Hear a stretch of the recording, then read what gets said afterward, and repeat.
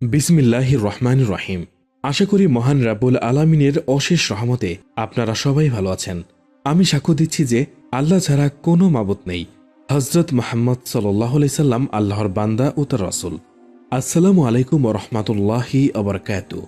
সুপ্রিয় দর্শক মণ্ডলী, আজকের ভিডিওটি প্রতিটি মানুষের জন্য অনেক অনেক গুরুত্বপূর্ণ।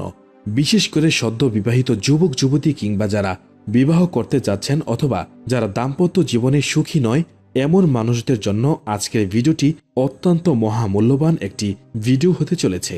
প্রিয় দর্শক, টানা এক সপ্তাহ প্রতিদিন যে নিয়মে কালোজিরা খেলে যে কোনো দুর্বল ব্যক্তি সহবাসে গোড়ার মতো শক্তি পাবেন তথা পূর্ণ শক্তি সহকারে সহবাসে পূর্ণ সক্ষমতা অর্জন করতে পারবেন ইনশা আল্লাহ।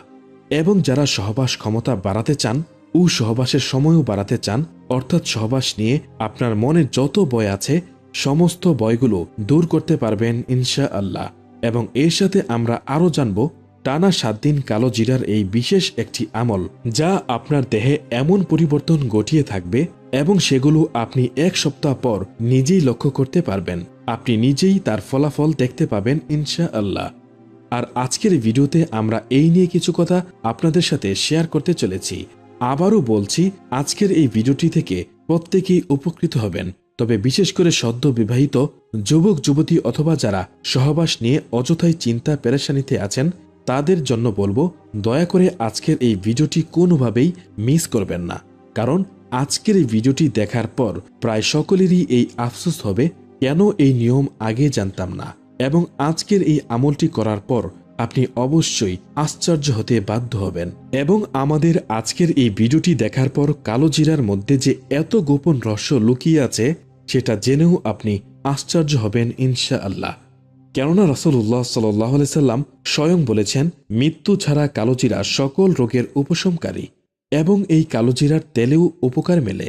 যেমন এই কালোজিরার তেলে 100টিরও বেশি উপকারী উপাদান রয়েছে। তারুণ্য ধরে রাখতে মধ্যপ্রাচ্যে কালোজিরা খাওয়া দীর্ঘদিনের রীতি। তাছাড়া এটি কাজ করার শক্তিকে কয়েক গুণ বাড়িয়ে দিতে পারে। এতে আছে প্রায় 21% আমিষ, 38% শর্করা এবং 35% ভেষজ, তেল ও চর্বি।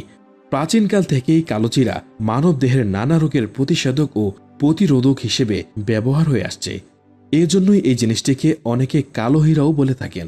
এটি শুধুই একটি মশলা নয়, এর কাজ শুধুমাত্র খাবারের স্বাদ বৃদ্ধিতেই নয়, আয়ুর্বেদিক এবং কবিরাজি চিকিৎসাতেও কালোজিরার ব্যাপক হারে ব্যবহার হয়। কালোজিরার বীজ থেকে এক ধরনের তেল তৈরি হয় যা আমাদের শরীরের জন্য অত্যন্ত উপকারী। এতে আছে ফসফেট, আয়রন এবং ফসফরাস ইত্যাদি। এছাড়া কালোজিরা বিভিন্ন রোগের হাত থেকে আমাদের দেহকে রক্ষা করে থাকে। আর তাই বিস্ময়কর এই জিনিসটির প্রশংসা করেছেন খোদ রাসূল সাল্লাল্লাহু আলাইহি সাল্লাম।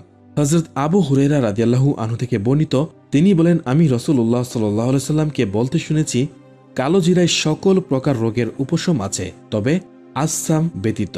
আর আসসাম হলো মৃত্যু। তাই যে কোনো রোগ নিরাময়ে, রোগ থেকে নিরাপদ থেকে অত্যন্ত সতর্কতার পাশাপাশি অভিজ্ঞ চিকিৎসকের পরামর্শক্রমে কালোজিরা সেবন করা যেতে পারে। আয়ুর্বেদিক, ইউনানি ও কবিরাজি চিকিৎসায় এর ব্যাপক ব্যবহার হয়ে থাকে। তাই যারা এসব চিকিৎসা নিয়ে গবেষণা করেন তাদের কাছে রোগ অনুযায়ী সঠিক ব্যবহারবিধি ও পদ্ধতি পাওয়া যাবে। কারণ এক এক ধরনের রোগের জন্য কালোজিরার ব্যবহারবিধিও এক এক রকম। যেমন কোনো রোগের ক্ষেত্রে কালোজিরার তেল বেশ উপকারী। একটি রিসার্চের তথ্যমতে এতে রয়েছে ক্যান্সার প্রতিরোধক, ক্যারোটিন এবং বিভিন্ন রোগ প্রতিরোধকারী উপাদান এবং অম্ল রোগের প্রতিষেধক। এই কারণেই হয়তো সাহাবায়ে কেরামগণ সবসময় সঙ্গে কালোজিরা রাখার পরামর্শ দিতেন। হযরত খালিদ ইবনে সাদ রাদিয়াল্লাহু আনহু থেকে বর্ণিত, তিনি বলেন, একদা আমরা যুদ্ধের অভিযানে বের হলাম। আমাদের সঙ্গে ছিলেন গালিব ইবনে আবজার। তিনি পথে অসুস্থ হয়ে গেলেন। এরপর আমরা মদিনায় ফিরলাম। তখনও তিনি অসুস্থ ছিলেন। তাকে দেখাশোনা করতে আসেন ইবনে আবি আতিক রাদিয়াল্লাহু আনহু। তখন তিনি আমাদেরকে বললেন, তোমরা এই কালোজিরার সঙ্গে রেখো, এর থেকে 5টি কিংবা 7টি দানা নিয়ে পিষে ফেলবে। তারপর তন্মধ্যে জয়তুনের কয়েক ফোঁটা তেল ঢেলে দিয়ে তার নাকের এদিক ওদিকের ছিদ্র দিয়ে ফোঁটা ফোঁটা করে প্রবিষ্ট করাবে। কেননা আয়েশা রাদিয়াল্লাহু আনহা আমাদের নিকট বর্ণনা করেছেন যে তিনি নবী সাল্লাল্লাহু আলাইহি সাল্লামকে বলতে শুনেছেন, এই কালোজিরা সাম ছাড়া সকল রোগের ঔষধ। আমি বললাম, সাম কি? তিনি বললেন, মৃত্যু। বর্তমান যুগে চিকিৎসা বিজ্ঞানীরাও কালোজিরার অনেক ধরনের উপকারিতার কথা বলছেন। যেমন 1. মাথা ব্যথা সারাতে কালো জিরার তেল অনেক উপকারী। কালো জিরার তেল কপালে মালিশ করলে এবং 3 দিন খালি পেটে 1 চা চামচ তেল খেলে আরোগ্য লাভ করা যায়। 2. চুল পড়া নিরাময়েও কালো জিরার বিশেষ গুণ রয়েছে। 1 সপ্তাহ ধরে নিয়মিত চুলে শ্যাম্পু করার পর তা ভালোভাবে শুকিয়ে পুরো মাথায় কালো জিরার তেল ভালো মতো লাগালে চুল পড়া অনেকাংশে কমে যাবে। 3. হাঁপানি রোগীরা বুকে ও পিঠে কালো জিরার তেল মালিশ করলে উপকার পাওয়া যায়। 4. কালো জিরার তেল ও চূর্ণ ডায়াবেটিসের জন্য অত্যন্ত উপকারী। নিয়মিত এটি সেবনের ফলে ডায়াবেটিস নিয়ন্ত্রণে থাকে। 5. চা অথবা গরম পানির সঙ্গে কালো জিরার তেল মিশিয়ে পান করলে চিনি লবণ ব্যতীত হৃদরোগে যেমন উপকারিতা পাওয়া যায় তেমনি শরীরের বাড়তি মেয়াদও কমিয়ে দেয়। 6. পেটের গ্যাসের সমস্যার জন্যও কালো জিরা বেশ উপকারী। 1 কাপ দুধ ও 1 চা চামচ কালো জিরার তেল একসঙ্গে মিশিয়ে দৈনিক পান করলে গ্যাসের সমস্যা কমে যায় অনেকখানি। 7. যাদের উচ্চ রক্তচাপ আছে তারা কোনো না কোনোভাবে কালো জিরা খেলে রক্তচাপ নিয়ন্ত্রণে রাখতে সাহায্য করে। এমনকি গরম ভাতের সঙ্গেও কালো জিরার ভর্তা খাওয়া যেতে পারে। 8. জ্বর হলে সকাল সন্ধ্যায় লেবুর রসের সঙ্গে কালো জিরার তেল খেতে পারেন, এতে আপনার জ্বর দ্রুত সেরে যাবে। 9. হাঁটুর ব্যথা সারাতে রোজ রাতে কালো জিরার তেল হাঁটুতে মালিশ করুন, দেখবেন হাঁটুর ব্যথা কমে যাবে। এছাড়া বাতের ব্যথা সারাতে কালো জিরার তেল নিয়মিত মালিশ করলে ভালো ফলাফল লাভ করা যায়। 10. ঝুলি বা ছেতি হলে আক্রান্ত স্থানে আপেলের টুকরো দিয়ে সামান্য ঘষে নিন, তারপর কালো জিরার তেল লাগান। এভাবে একটানা 30 দিন পর্যন্ত লাগালে তা দ্রুত সংক্রমণ বা ছড়িয়ে যাওয়া প্রতিরোধ করবে। 11.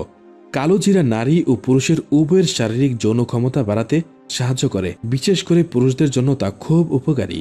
নিয়মিত কালো জিরা সেবনে পুরুষত্বহীনতা থেকে মুক্তি পাওয়া যায়। এখন প্রিয় দর্শক, কেমন হয় যদি দোয়া এবং দাওয়া একসাথে করা হয়? আমরা জানি সূরা ফাতিহা আল্লাহ তাআলার পক্ষ থেকে আমাদের জন্য এক বিশেষ নিয়ামত।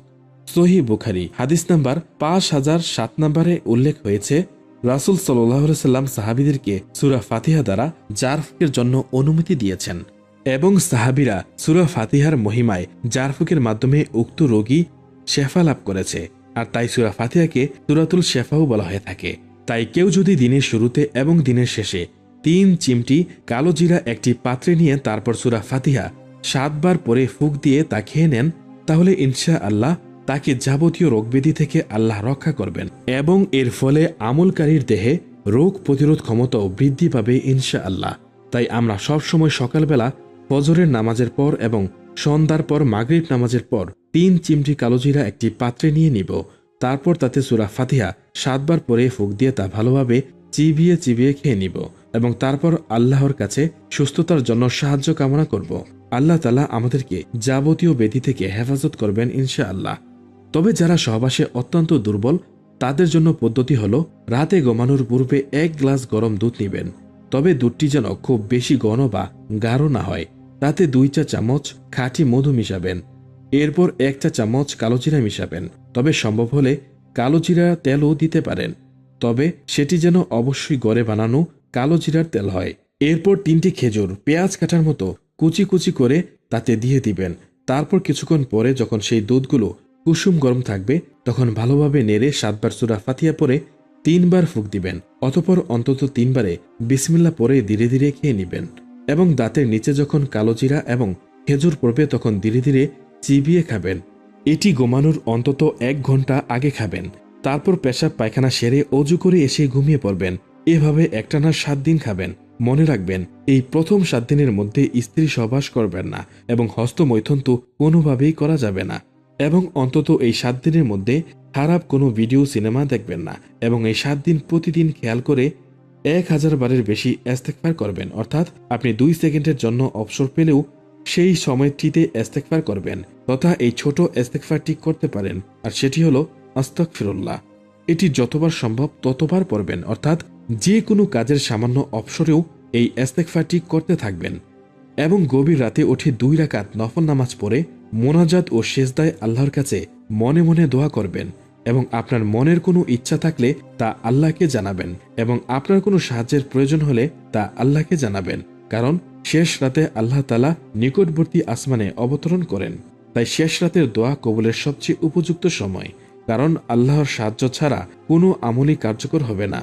আল্লাহর কাছে সবসময় ইস্তেগফার করতে হবে, রাসূলের প্রতি বেশি বেশি দুরূদ পাঠ করতে হবে এবং যাবতীয় পাপাচার থেকে যথাসম্ভব মুক্ত থাকতে হবে।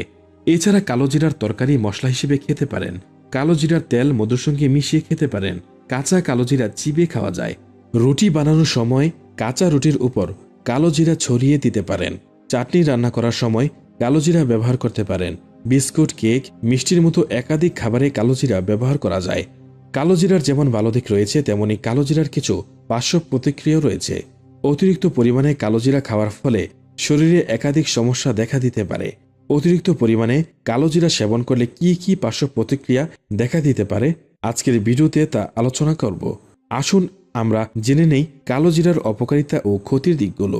1 নাম্বার, কালো জিরার তেল অতিরিক্ত পরিমাণে ত্বকে বা স্কিনে লাগালে অ্যালার্জি হতে পারে। সেই জন্য পরিমাণ মতো কালো জিরার তেল ব্যবহার করা উচিত। 2 নাম্বার, কালো জিরা অতিরিক্ত পরিমাণে সেবন করলে শরীরের রক্ত জমাট বাঁধা কমে যেতে পারে, যার ফলে রক্তপাত হওয়ার ঝুঁকি বেশি থাকে। তাই অতিরিক্ত পরিমাণে কালো জিরা না খাওয়াই ভালো। 3 নাম্বার, অতিরিক্ত পরিমাণে কালো জিরা খেলে রক্তে শর্করার পরিমাণ কমে যেতে পারে। যদি কারো শরীরে ডায়াবেটিসের সমস্যা থেকে থাকে তাহলে অবশ্যই শরীরে শর্করার চেক আপ করুন এবং চিকিৎসকদের পরামর্শ নেওয়ার পর কালো জিরা খেতে পারেন। তো শেষে যে একটি কথাটি না বললেই নয়, যে কোনো আমলের জন্য এবং আমলটি কবুল হওয়ার জন্য যথাসম্ভব পাপ থেকে দূরে থাকতে হবে এবং পাপ করে ফেললেও সাথে সাথে তওবা করে আল্লাহর কাছে ফিরে আসতে হবে। পাপের উপর অটল থেকে আবারও পাপ করা যাবে না। এতে করে অন্তরে মরিচা পড়ে যায় এবং তার অন্তর শুকিয়ে যায়, মরে যায়। তার মৃত অন্তর তখনই তাজা হয় সৎ কাজ, নেক আমল ও ইস্তেগফারের মাধ্যমে। হযরত আবু হুরায়রা রাদিয়াল্লাহু আনহু থেকে বর্ণিত, রাসূলুল্লাহ সাল্লাল্লাহু আলাইহি সাল্লাম বলেছেন, কোনো মুমিন যখন কোনো পাপ করে তখন তার হৃদয়ে একটি কালো দাগ পড়ে যায়। অতঃপর সে যদি তওবা করে পাপ থেকে বিরত হয় এবং ক্ষমা প্রার্থনা করে তাহলে তার হৃদয় পরিষ্কার হয়ে যায়। আর যদি সে আরও বেশি পাপ করে তাহলে সেই দাগ তার হৃদয়কে গ্রাস করে নেয়। এই হলো সেই জং মরিচা, যার কথা আল্লাহ তার কিতাবেও উল্লেখ করেছেন। তো প্রিয় দর্শক, ভিডিওটি একটি লাইক করে দিবেন এবং কমেন্টে আমিন লিখে জানাবেন। আর আপনি যদি এই প্রথমবারের মতো আমাদের চ্যানেলে ভিজিট করে থাকেন, নতুন এসে থাকেন, তাহলে অনুগ্রহ করে আমাদের চ্যানেলটি সাবস্ক্রাইব করে রাখুন। আল্লাহ তাআলা আমাদের সবাইকে যেন সুস্থ রাখেন, সুন্দর রাখেন, এই কামনায় আজকের ভিডিওটি এখানেই সমাপ্তি। আল্লাহ হাফিজ।